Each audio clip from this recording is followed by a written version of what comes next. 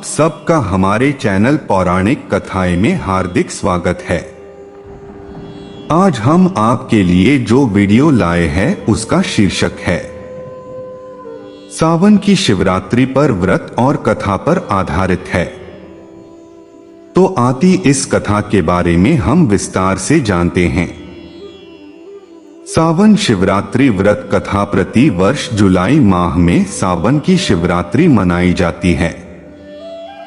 इस दिन कई लोग व्रत रखते हैं और शुभ मुहूर्त में विधि विधान भगवान शिव की पूजा करते हैं।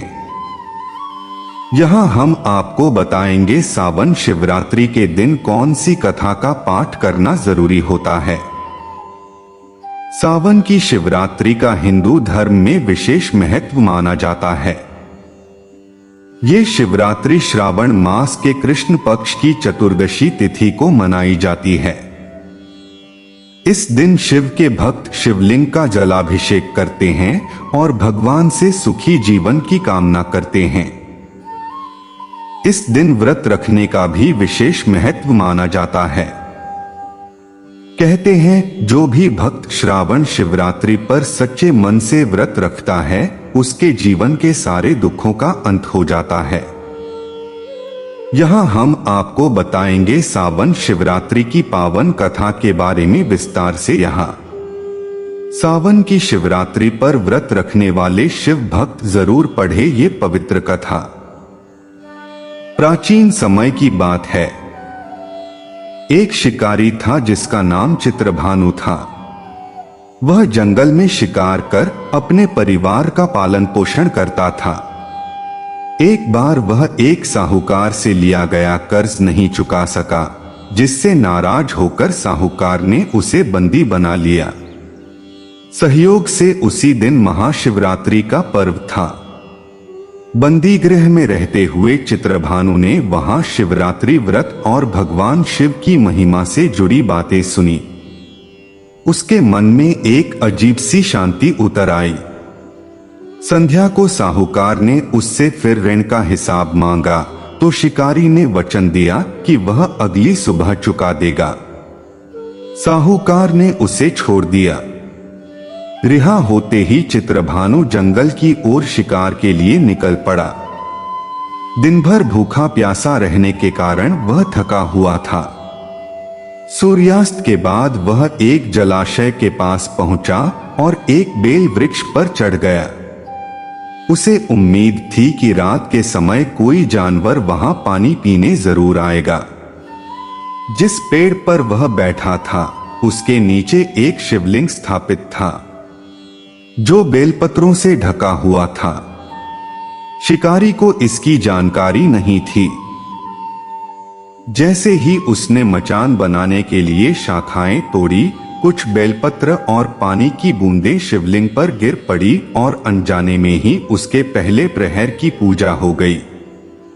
रात के पहले पहर एक गर्भवती मृगी जल पीने आई।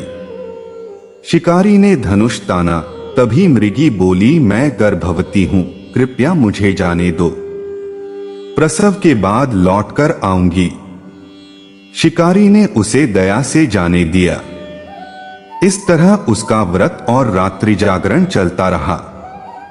दूसरे प्रहर में एक और मृगी आई। शिकारी ने तीर साधा तो वह बोली, मैं अपने साथी की खोज में हूं, मिलकर तुरंत लौट आऊंगी। शिकारी ने उसे भी छोड़ दिया।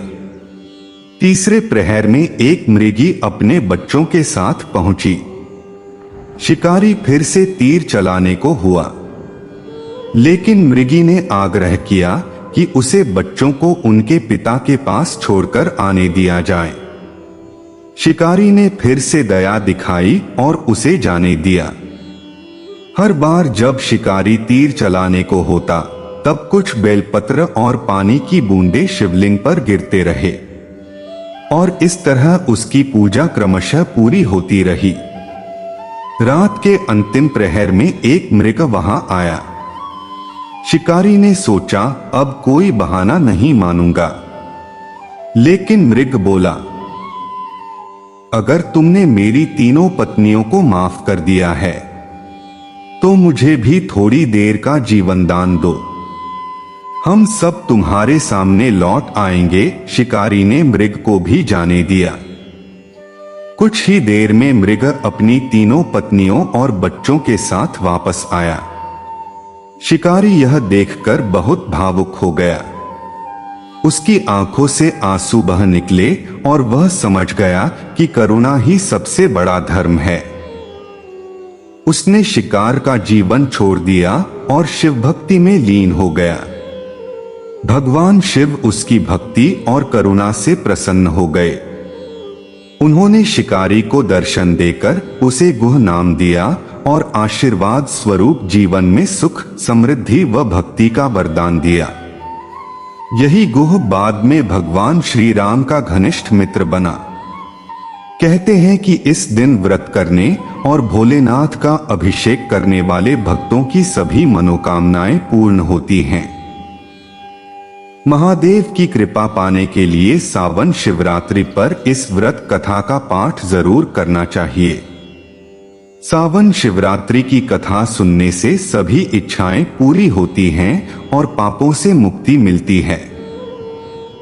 अगर हमारी इस कथा से जुड़े आपके कुछ सवाल हैं तो वो आप हमें कमेंट बॉक्स में बता सकते हैं। अगर आपको ये पावन कथा अच्छी लगी है तो इसे शेयर जरूर करें। ऐसी ही अन्य कथा पढ़ने के लिए जुड़े रहें। धन्यवाद।